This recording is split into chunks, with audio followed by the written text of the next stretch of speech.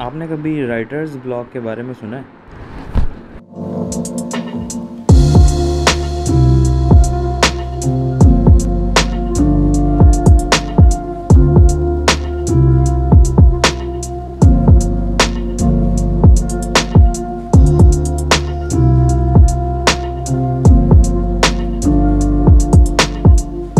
Writers block एक ऐसी condition है जिसमें एक मिनट मैं आपको इंटरनेट से पढ़ के सुना देता हूँ, वरना फिर लोग कहेंगे कि खुद को पता नहीं है और बताने आया। Writers block is a condition primarily associated with writing in which an author is either unable to produce new work or experience a creative slowdown। तो सादे अल्फाज में ये मतलब है कि ये कंडीशन एसोसिएट है राइटर्स के साथ। जब कोई राइटर अपना कोई नया कंटेंट प्रोड्यूस नहीं कर पाता या उसका जो क्रिएटिव प्रोसेस है वो थोड़ा स्लो हो जाता है या शट डाउन हो जाता है, उसके जहन में नए आइडियाज़ नहीं आ रहे होते, उसको राइटर्स ब्लॉक कहते हैं। और यही कंडीशन जो है वो बाकी आर्टिस्ट के साथ भी होती है। जो लोग भी क्रिएटिव फील्ड से बिलोंग करते हैं, वो चाहे डायरेक्टर्स हों, कंटेंट क्रिएटर्स हैं, जो फिल्म मेकर्स हैं, म्यूज़िक प्रोड्यूसर्स हैं, लिरिक्स राइटर्स हैं, पेंटर्स हैं, तकरीबन जितने भी आर्टिस्ट हैं जो अपने जहन से कोई चीज़ क्रिएट करते हैं, वो इस कंडीशन से लाजमी गुजरते हैं।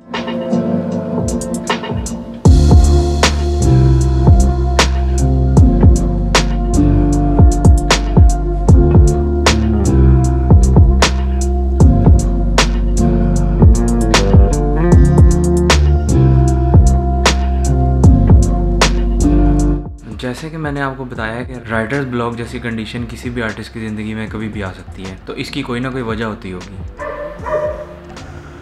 ये बोलता जाएगा अब। तो इसकी अलग अलग वजूहात हैं। इन कंडीशंस में कुछ ऐसा हो सकता है कि आपके पास कोई इंस्पिरेशन ना रहे, कुछ सर्कमस्टेंसेस आपके इर्द गिर्द इस तरह के हों जिसकी वजह से आपके दिमाग पर थोड़ा सा प्रेशर पड़े। मुझे इस वीडियो में राइटर्स ब्लॉक के बारे में बात करने का आइडिया इसलिए भी आया, एक छोटी सी स्टोरी है।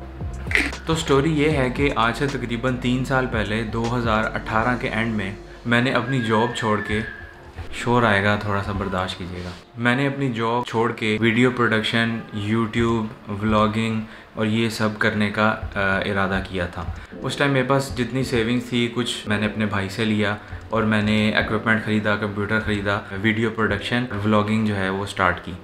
लेकिन उसके बाद ये हुआ कि 1-2 माह गुजरने के बाद जब मेरे पास काम कोई नहीं था, यूट्यूब चल नहीं रहा था, तो एक प्रेशर जो था वो मेरे अपने जहन के ऊपर बिल्ट हो रहा था। और उसके ऊपर ये है कि घर वालों को भी इस चीज़ की परेशानी थी कि मैं शायद बिल्कुल किसी काम का नहीं रहा और कुछ कर नहीं रहा, तो उन्होंने मुझे यूएई भेज दिया। यूएई जाकर मेरे ऊपर ये राइटर्स ब्लॉक वाली कंडीशन है, ये बिल्कुल मेरे ऊपर ऐसे चिपक गई जैसे एल्फी की तरह मेरे ऊपर कोई चीज़ चिपकी है। मेरे पास तकरीबन 4 माह के लिए मेरे पास अपना कैमरा था दुबई में, सिस्टम वगैरह नहीं था, लैपटॉप नहीं था, एडिटिंग नहीं कर सकता था, लेकिन फिर भी जो मेरा जहन है वो ऐसे बंद हो चुका था कि मैं कुछ भी प्रोड्यूस नहीं कर पा रहा था, ना पिक्चर्स ले पा रहा था, ना वीडियोस बना पा रहा था। और उसके बाद ये हुआ कि मेरी जॉब हो गई वहाँ पर ही। वो जॉब भी ऐसी जगह पर थी जहाँ पर कैमरा वगैरह अलाउ नहीं था, तो मैं बिल्कुल कट ऑफ हो गया इस सीन से। मैं 2 साल तकरीबन इस कंडीशन से सफ़र करता रहा और मुझे ऐसा लगने लगा था, जो मेरे जहन में एक आइडिया था कंटेंट क्रिएशन का, या मुझे जो लगता था कि मैं कुछ क्रिएटिव कर सकता हूँ, म्यूज़िक प्रोड्यूस कर सकता हूँ, वीडियोस प्रोड्यूस कर सकता हूँ, व्लॉगिंग कर सकता हूँ,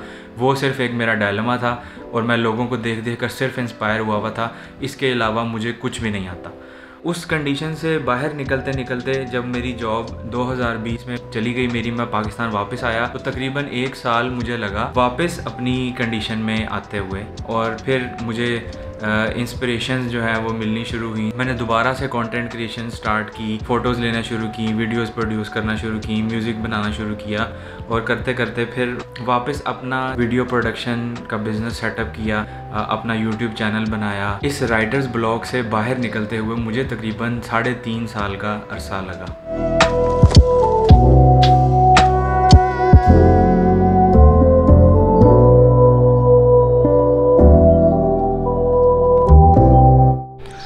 रिकॉर्डिंग के लिए खामोश जगह ढूंढना भी बड़ा मुश्किल है। जगह खामोश हो, लाइटिंग भी ठीक हो।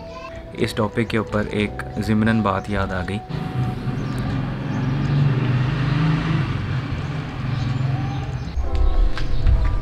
कोई बात नहीं।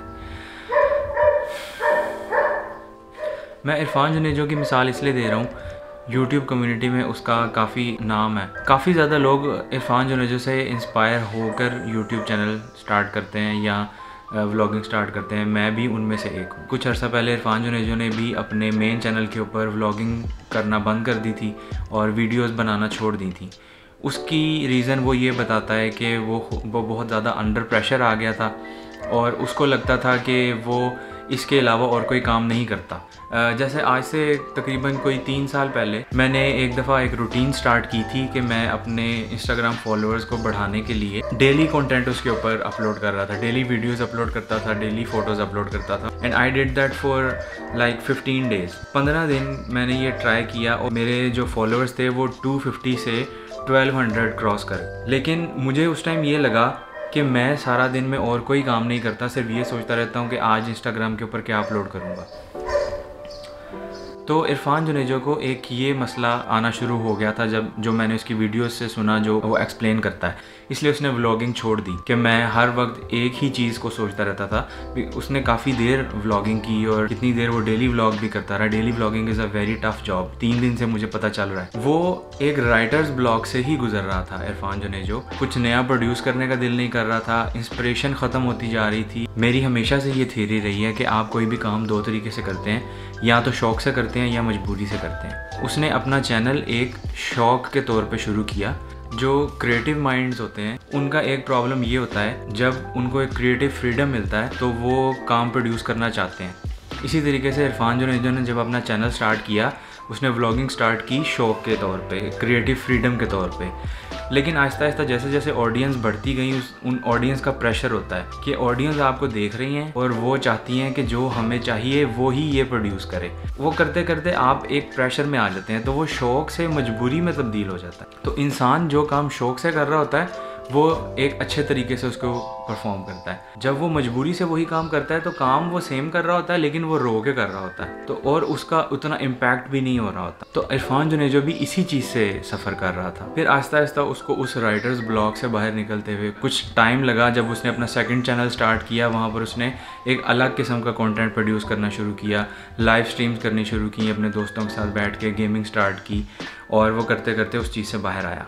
तो इस राइटर्स ब्लॉग से बाहर आने का तरीका ये है कि आप नया कंटेंट कंज्यूम करना शुरू करें। मतलब टॉक्सिक कंटेंट नहीं। आप सोशल मीडिया ब्राउज करें तो नए आर्टिकल्स पढ़ने के लिए करें। आप स्पॉटिफाई खोलें तो पॉडकास्ट सुनने के लिए खोलें। अगर आप यूट्यूब ओपन करें तो यूट्यूब के ऊपर आप अपने कंटेंट से रिलेटेड एक्सपर्ट्स के इंटरव्यूज सुने, एक्सपर्ट्स के ट्यूटोरियल्स सुने, स्टोरी राइटर्स को सुने, या दूसरे आर्टिस्ट के राइटर ब्लॉग से बाहर आने की स्टोरीज को सुने। तो ये तरीका होता है कि आप इस कंडीशन से बाहर आ सकते हैं। उसके अलावा आप एक्सरसाइज करें, आप बाहर जाएं, वॉक करें, थोड़ा आउटिंग करें, घर वालों के साथ थोड़ा टाइम स्पेंड करें, टॉक्सिक लोगों से थोड़ा दूर रहने की कोशिश करें, और सबसे पहले अपने ऊपर प्रेशर लेना छोड़ें। अगर आप कोई नया कंटेंट नहीं लिख पा रहे तो आप कॉपी और पेंसिल लेकर टेबल के ऊपर बैठ जाएंगे और सफ़ों पे सफ़े भरते रहेंगे।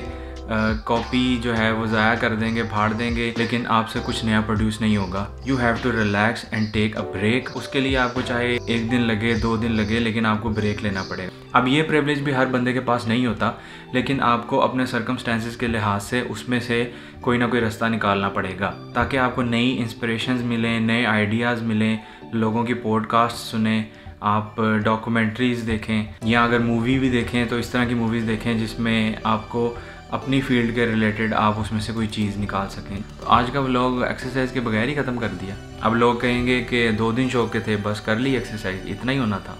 लेकिन नहीं, मैं आपको बताता हूँ आज सुबह क्या हुआ।